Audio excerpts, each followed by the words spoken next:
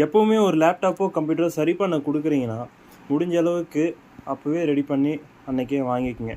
அப்படி இல்லைனா உங்களால் வந்து பார்த்திங்கன்னா 1 or 2 டேஸில் கூட வாங்கிக்கிங்க. ஒரு பெரிய இஷ்யூவாக இருக்குன்னா பரவாயில்ல, ஒரு 3 டேஸ் கூட நீங்கள் கழித்து வாங்கிக்கோங்க. மாத கணக்குலேயோ வருட கணக்குலேயோ விடாதீங்க.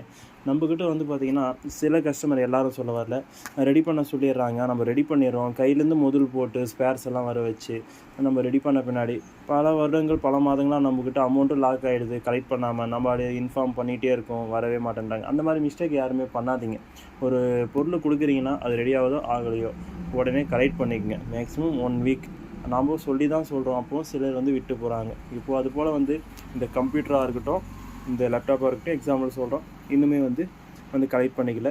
இன்றைக்கி தான் வந்து பார்த்திங்கன்னா அட்வான்ஸ் பேமெண்ட்டே அனுப்பிச்சிருக்காங்க. இந்த சிஸ்டத்துக்கும் லேப்டாப்புக்கும் பேமெண்ட்டு பண்ணியிருக்காங்க. இப்போ தான் வரேன்னு இருக்காங்க. ஏன்னா பல வருடங்கள் ஆகுது ரெடி பண்ணி வச்சு. இது